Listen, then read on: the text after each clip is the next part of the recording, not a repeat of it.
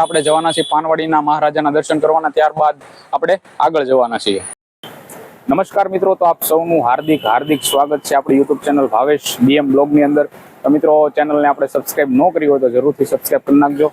અને સૌથી પહેલા આપણે દર્શન કરવા માટે આવી ગયા છીએ પાનવાડીની અંદર, જે પાનવાડીના મહારાજા તરીકે અહીંયા ગણપતિજીની સ્થાપના કરવામાં આવી છે. તો ચાલો આપણે ગણપતિજીના દર્શન કરીએ પાનવાડીના રાજાના, ત્યારબાદ આપણે આગળ જશું.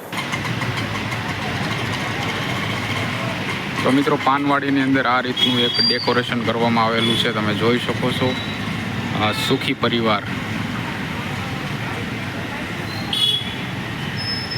સરસ મજાનો એક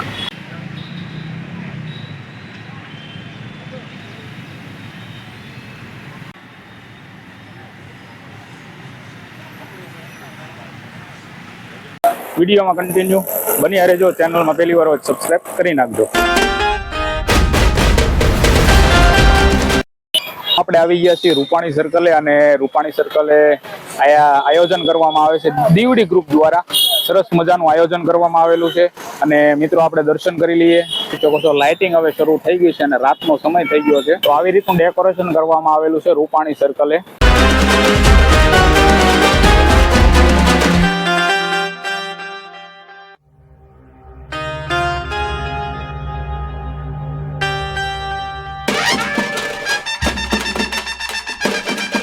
સરદારનગર ગણપતિજીના દર્શન કરવા માટે આપણે આવી ગયા છીએ. હવે મિત્રો, બહુ જ મોટી લાઈન છે, કારણ કે ગણપતિજી જે છે એ ઉઠતા ગણપતિજી છે, કારણ કે એટલા માટે બહુ જ લોકો આ દર્શન કરવા માટે આવ્યા છે. લાઈન લાગી ગઈ છે.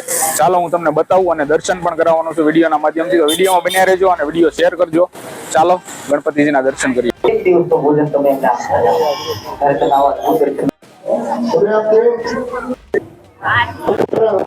કેટલાક બાળકોનું પ્રદર્શન છે, જેને ભોજન અમારા અંગત મિત્ર અને સહપાઠી એવા તારકભાઈ મહેતા એનું પરિવાર બધાયું છે. તારકભાઈ મહેતા નું હાર્દિક સ્વાગત છે. તારક મહેતા કા ઉલ્ટા ચશ્મા. તારકભાઈ મોઢું બતાવો.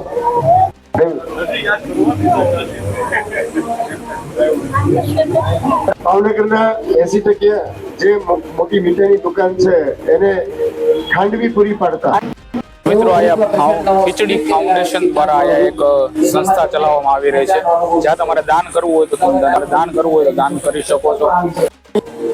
કંઈક ને કંઈક નોંધાવશો. બહાર કાર્યાલયમાં અમારા મિત્રો બેઠા છે, અને દર મહિને સત્કર્મ કરવાનો. અને મિત્રો યાર, કોમેન્ટ કરજો યાર. ગણપતિ દાદાના દર્શન તમને મેં કરાવ્યા યાર. નાની એવી કોમેન્ટ કરી નાખો. જય શ્રી ગણેશ લખી નાખો કોમેન્ટમાં. જય શ્રી ગણેશ લખી નાખજો.